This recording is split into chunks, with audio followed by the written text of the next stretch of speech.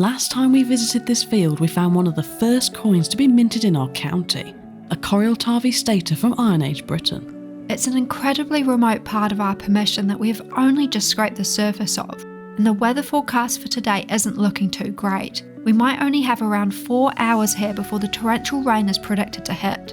So will that be enough time to unlock more of this field's secrets and discover more evidence of the ancient society that existed here?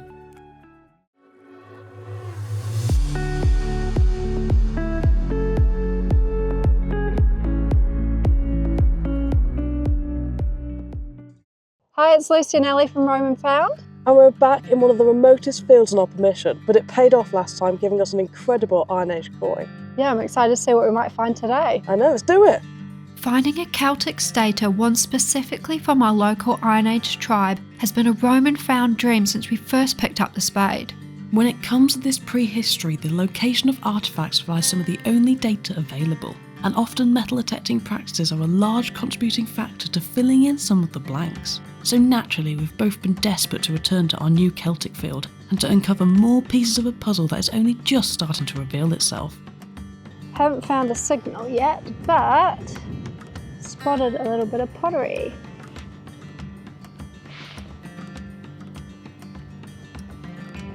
That's so sweet.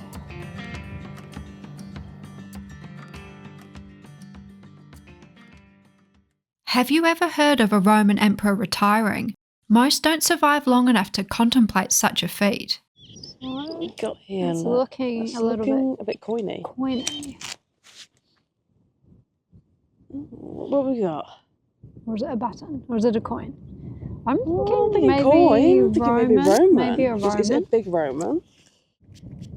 Oh, look at that. Wow. Now that's a bust. Oh my goodness, what a coin. Have we found an ancient patch? Have we got an ancient... Oh. However, Diocletian, the emperor shown depicted here, actually spent his final years on the Dalmatian coast tending to his vegetable garden, the first and only Roman emperor in history to voluntarily retire.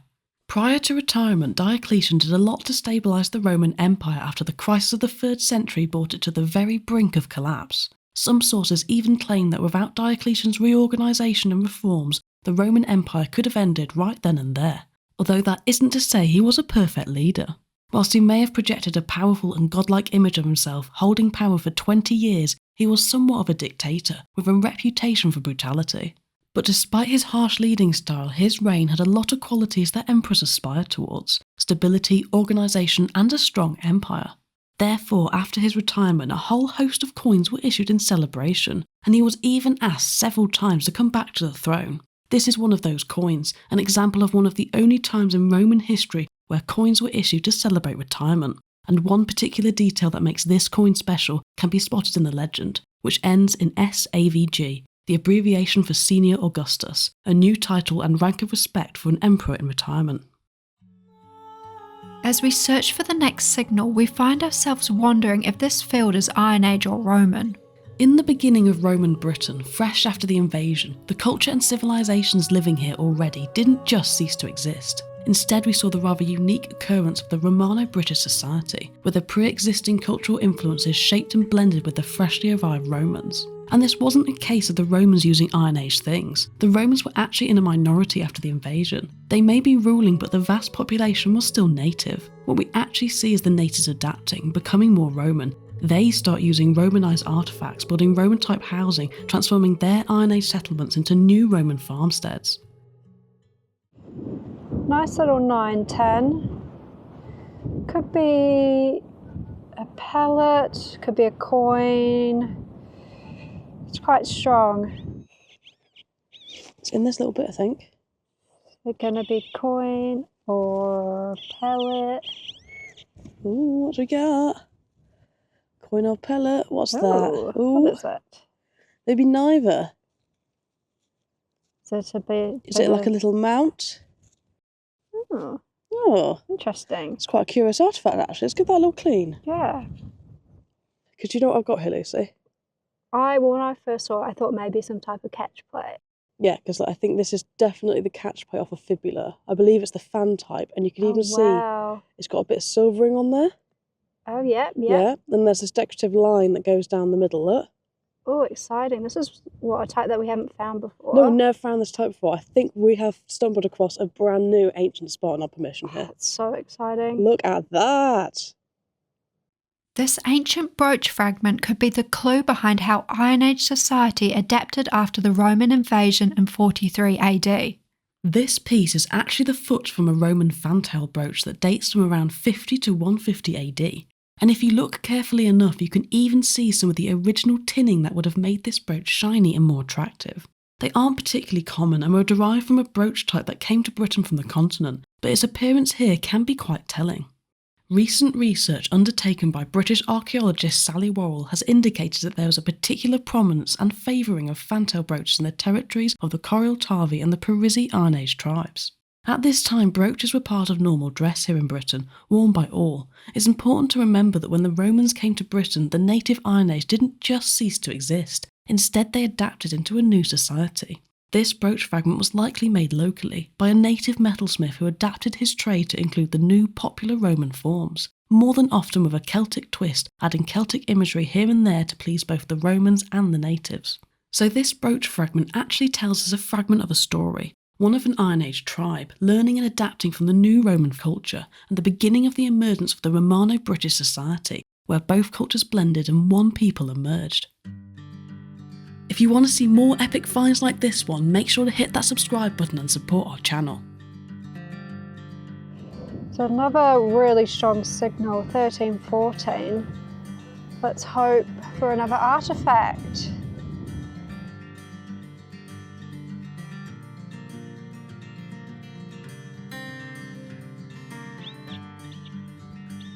Apparently it's just there. Shall we see? Yeah. Should be out in that, I think. Yeah. And that clump. This little clump here.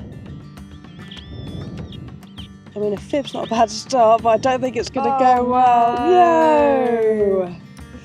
Oh, they do love their game down here.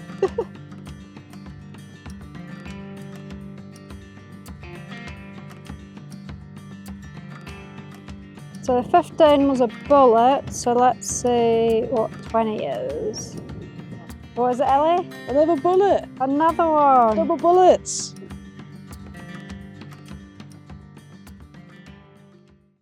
Tiny little 6 here. Let's see what that is. Ooh, Ooh, what's that look? that looks What we interesting. got there? Old. Does look old. Ooh. Is it?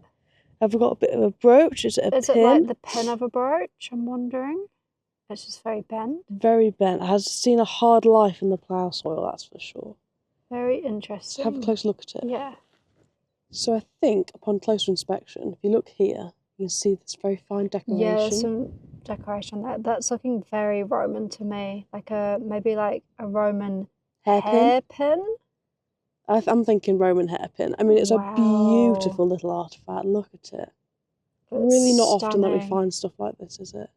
Very bent. That's probably from the plough. Definitely. Don't know. Probably can't be straightened out. Not by us anyway. No, it's far too brittle to try straightening out, that's for sure. But I think it will clean up really nicely. That decoration around the edge is Yeah, it's lovely. stunning. Oh, how exciting. I think Absolutely. second Roman artifact. Second Roman artifact of the day, barely been in an hour. Have you ever seen an image of a Roman empress? If you have, then you would have noticed her elaborate hairstyle. It was very common for a Roman woman, especially one of social status, to have an incredibly complicated hairstyle that would have required the use of this Roman hairpin, and often more than one. At this time, a woman's hairstyle represented her social status and value. There was a rather stark contrast between the male and female Roman hairstyles. Women's were much more passive, designed to be kept secure and in place, much like their expected role in society, whereas the men's were much more free and lively, reflecting their active role in both household and state affairs. After the Roman conquest of Britain, these Roman hairstyles requiring the use of hairpins quickly became popular, showing yet again the adoption and influence of Roman practices on the native British people. This particular hairpin with its decorated pinhead dates the 2nd century, quite early on in Roman Britain. So we've got a hairpin and a catch plate. That's looking like a pretty good day to me so far. Yeah, we've really not been out long either. No, I'm thinking, I mean, This is seeming very much like a brand new Roman spot on the permission. I know, it's just so exciting. Never found anything like this down here before. No. I definitely think it's worth having another look.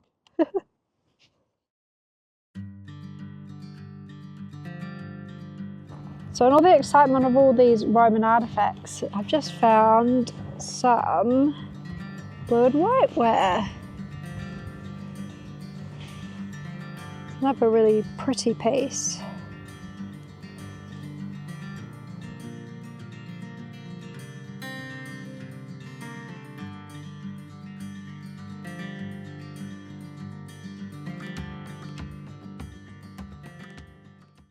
A nice little 8-9 here.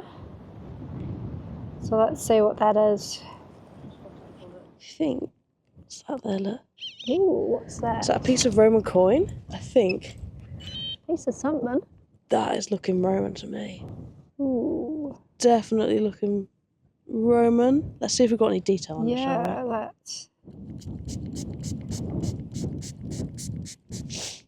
Ooh, is there any You can see an detail? ear. Can you see an Oh, ear? There's an yeah. ear. This is the bust Oh, portion. that's his look. face. That That's is his little literally his cheeky little face, face look. right there. You see him on there? Yeah. Oh, I love the fact that we found the bit that has the bust I know, on. that's so good. He's a beauty. That's so lucky, otherwise it might have been hard to identify He's a little it as beauty. a coin. The cheeky face preserved on this coin fragment is that of Constantius II, a ruthless emperor who massacred his family to consolidate his power on the throne. Constantius's reign was one of an almost endless series of wars and conflicts, marked by the suspicious massacre of his family rivals, the constant threat of civil war, and ongoing pressure from foreign invaders. Despite all of that, it is argued that he was the most successful of Constantine the Great's sons, ruling the longest for a total of 24 years. There's a bit of a reverse on there as well. Oh, is there? I think it might be victory, winged victories. I think we're going to get some of that rain that was predicted. Yeah, I think so. It's starting to starting to come down, isn't it? But you know, a Roman in the rain. That's not bad at all. And it is true that he managed to create stability within the empire, although at a time when most were obsessed with conquest and expansion, he chose to have a reserved foreign policy, focusing more on the internal conflicts and safeguarding the frontiers of the empire than going out and grabbing more land. This did lead to much criticism against him, something reflected in the very militaristic imagery he placed on his coins, a form of propaganda against his greatest critics. Got some seriously high-pitched 20s here, so I don't know if it's going to be absolute rubbish or something interesting. Thinking. Very high-pitched 20s. Very high pitched. Oh. In here. Oh. Oh. What we got? What is that? What's that? Look. Is it a button? Or a coin. What is it? Interesting. It's quite silvery. I don't know. What is it? I don't know either. Looks quite thick, to be fair. Have a Let's close have a little look at look. it. Yeah. Coin, I'm thinking.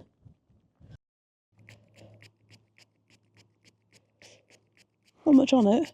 Yeah, not quite sure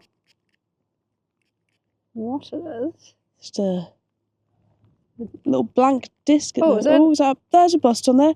Oh, I it's can see an edge. It's George III. Oh, is it? Look, you see, is it a forged shilling? You see him on there, chunky guy, Yeah. with a big neck. You can just make out his bust on there.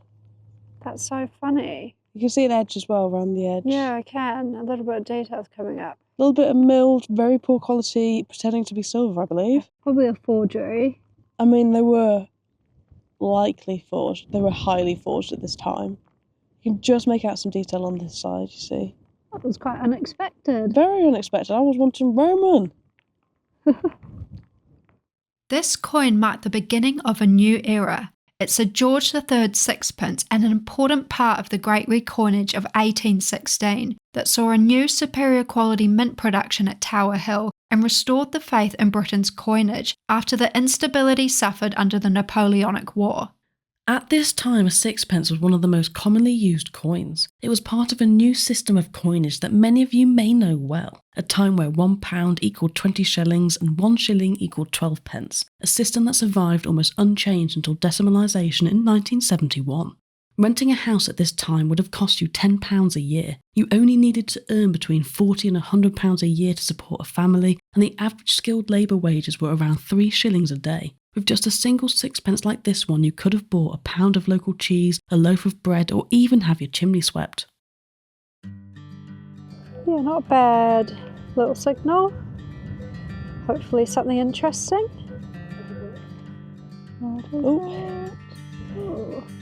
What have we got?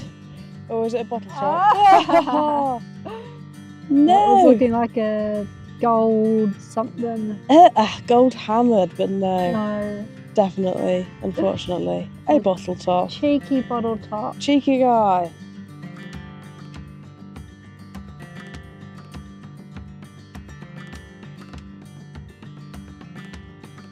Just picked up this little fossil. So cute.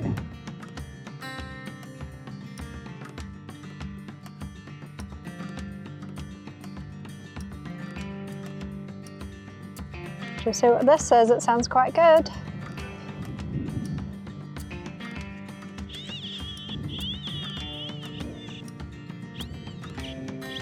I think it's a bullet. Is it? Yeah. There you go. One bullet. Oh no. Pleased at the sight of silver, even if it isn't Roman, it's time for lunch. Maybe we strayed too far away from the rather condensed patch of ancient activity we stumbled upon initially. A lunch break is the perfect time to strategise, plan our next approach and hope that the next target is Roman. Some Roman silver would be nice.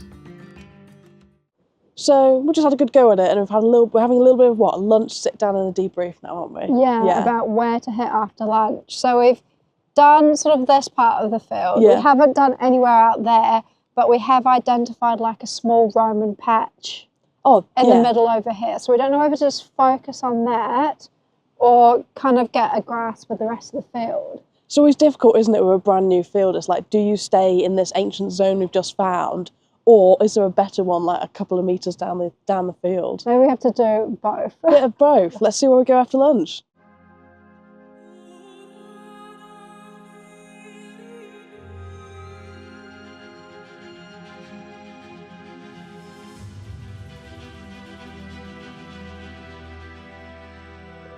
Nice little 13 here. What have we got? There's something in here, I think. Oh, what was Oh. that? Oh, What's that? ooh. It's quite like a thick, Is it a Roman? chunky little, quite like an incrustation on that, isn't there? Yeah, wow.